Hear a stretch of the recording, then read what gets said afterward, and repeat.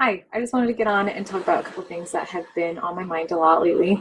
Um, Again, back to the same book that I absolutely recommend is Willpower Instinct by Kelly McGonigal.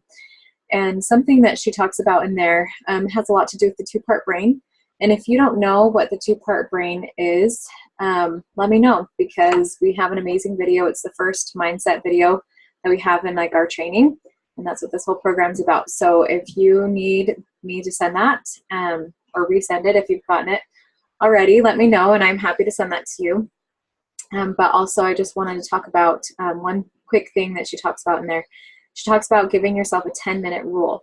And so this kind of goes back, and if you've been my client very long, you've probably heard me talk about it, but just kind of how it's not, or it's very important to never tell yourself you can't have something. And so anytime that a strong craving comes on, you can just say, okay, sure, I can have that, but in 10 minutes. So always giving yourself that permission, because remember, your choices are always choices. Like, nobody has a gun to your head making you stay on plan, making you eat these things, making you not eat these other things. Like, that is all a personal choice, and you're choosing that. So by telling yourself, like, hey, like, it's okay, I can have that. It's always my choice. And if I really want it, I'll have it.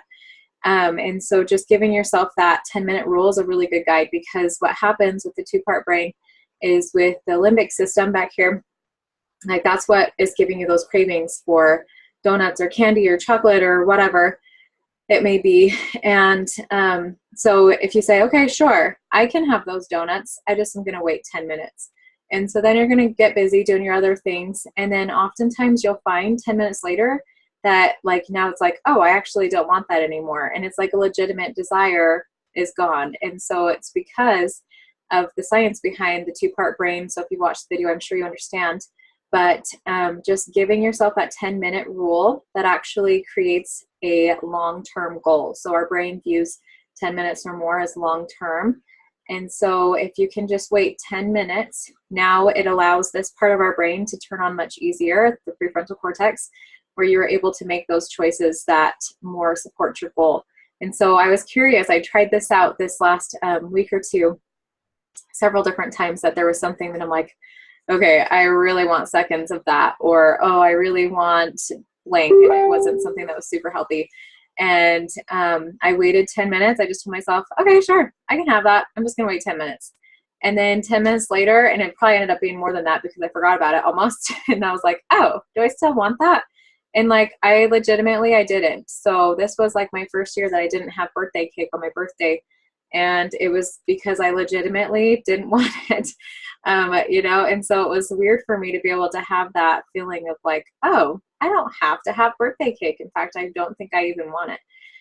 So that was kind of powerful for me to not do that. So anyway, just being able to give yourself that 10-minute rule. And so remember, anytime you get into that mindset of like, ooh, I want that, but I can't have that, it's going to make this limbic system light up like crazy, and the cravings are just going to get worse, and it's going to get harder and harder, and you're going to have to rely more and more on willpower.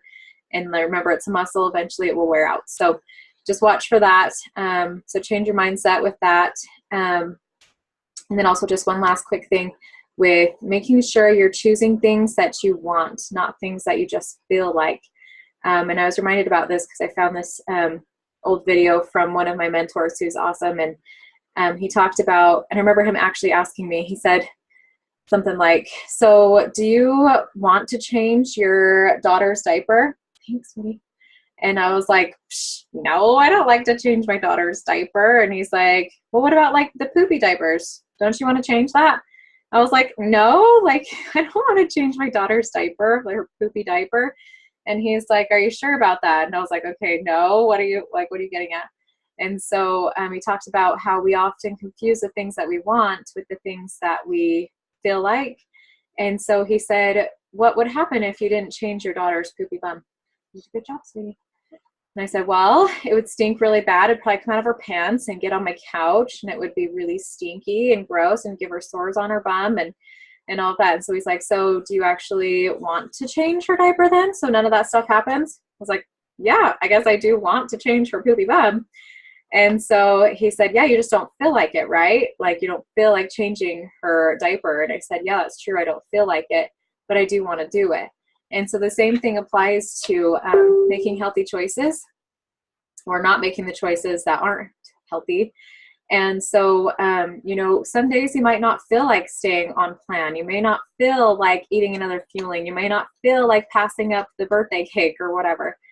But it's important that you distinguish, is it really I don't want it or I don't feel like it? And so if you can just really distinguish and dive down deep, that's reconnecting with your whys and being like, oh, okay, yeah, if I do go off plan, I'm not hitting my goal. Do I want to eat this donut more than I want to feel good in a swimming suit this summer? Or do I want to eat this chocolate or this roll or whatever more than I want to create these healthy habits and be around for my family? Things like that. So just being able to always distinguish wants and feel likes and making sure that we don't confuse that in our heads. And if you can distinguish those as well, it makes it a lot easier to make the choices that you actually want, because you recognize, I do want it, even if I don't feel like it. So that is all for this week. So let me know if you have questions about that. And of course, please, please, please, if you need a phone call or you need a text or whatever, I am here for you. I want to support you. I love to hear from you guys. So reach out anytime.